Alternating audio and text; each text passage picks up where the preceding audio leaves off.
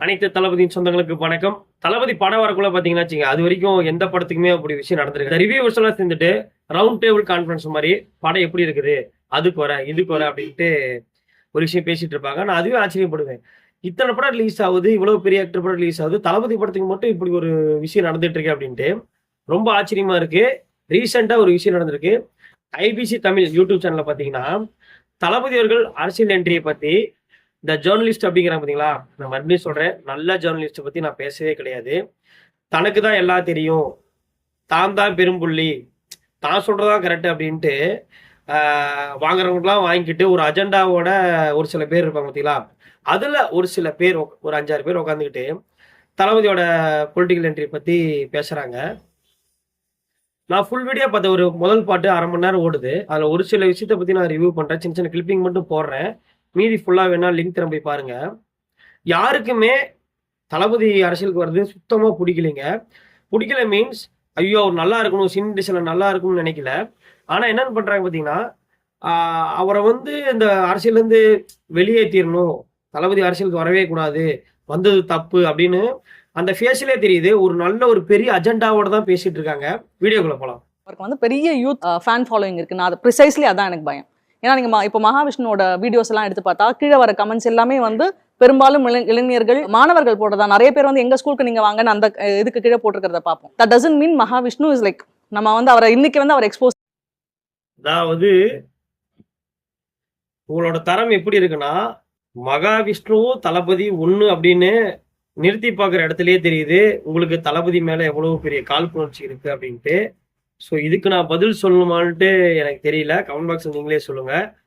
அவங்க பேசும்போது அவங்க முகஜாடையை பார்த்தாவே உங்களுக்கு தெரியும்.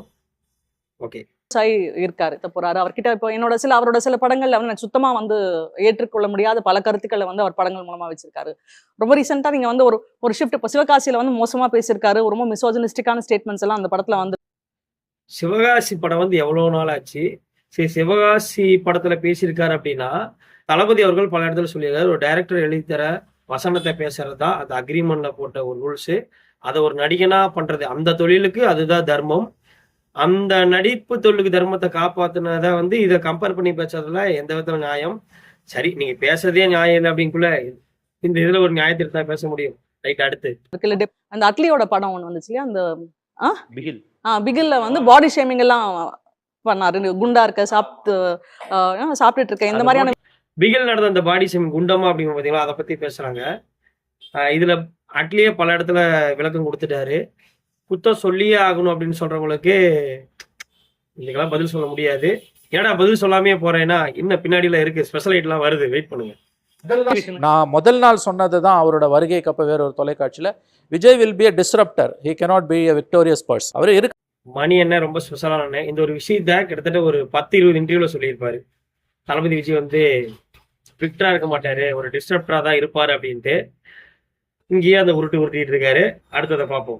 ஒரு மாநாடு நடத்துறார். ஒரு மாநாடு நடத்தி இலவசங்கள் கொடுக்குறார், மதுரையில் கொடுக்குறார், நலத்திட்ட உதவியெல்லாம் கொடுக்குறார். கொடுத்த பிறகு ஒரு பேட்டி கொடுக்குறார். சரிங்க சார், நீங்க எவ்வளவுங்க கொடுத்துருக்கீங்க? உங்களால ஒரு 10 பைசாக்கு பிரயோஜனம் இருந்திருக்கா?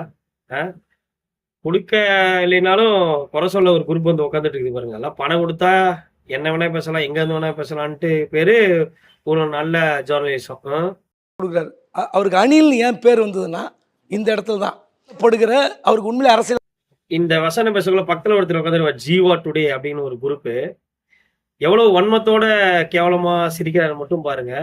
இவரோட ட்வீட்டையும் இவரோட யூடியூப் சேனல் ஃபாலோ பண்ணவே தெரியும் தளபதி மேல எவ்வளவு வன்மம் பிடிச்சவர் அப்படின்ட்டு. நோட் பண்ணி பாருங்களேன். வந்ததா அவமான படம் போதே தானே அப்ப எந்திரிச்சு வரணும். அதான் சொல்றேன். அப்ப கையை கட்டிட்டு ஒரு இடத்துல போய் நின்னாருங்கிறதான விமர்சனமாகும். அதுதான் சொல்றேன். தங்களுடைய தேவை என்னன்னா, இந்த இடத்துல அவமானப்படும் போது அங்க கூனி குறுகி நிற்பார்கள். கூனி குறுகி நிற்கிறனா அந்த டைம்ல தன்னை நம்பி பணம் போட்டவருக்கு அந்த ப்ராஃபிட் வரணும், அந்த பணம் வரணும் அப்படிங்கிறதுக்காக அந்த டைம் தளபதி அவர்கள் அப்ப என்ன கரெக்டோ அதை தான் பண்ணாரு. இது ஒரு பெரிய விஷயம் மாட்டோம்.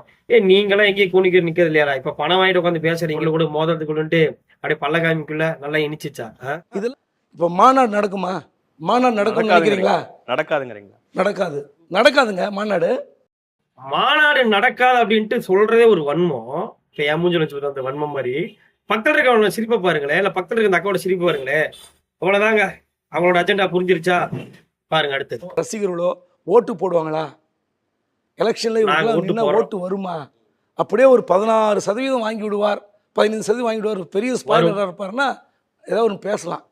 அது ஆறு வரும். கூட தொட அதையும் மாட்டார். விஜயோட தகுதி இதுவரையும் நல்லா டான்ஸ் ஆடுவாருங்கிறது தான். அது தவிர்த்து நீங்க வேற என்ன விஜயோட ஐடியாலஜி அப்படிங்கிறப்ப தோழர் கவிதா அதானே சொன்னாங்க. பேசுவீங்க அதையும்.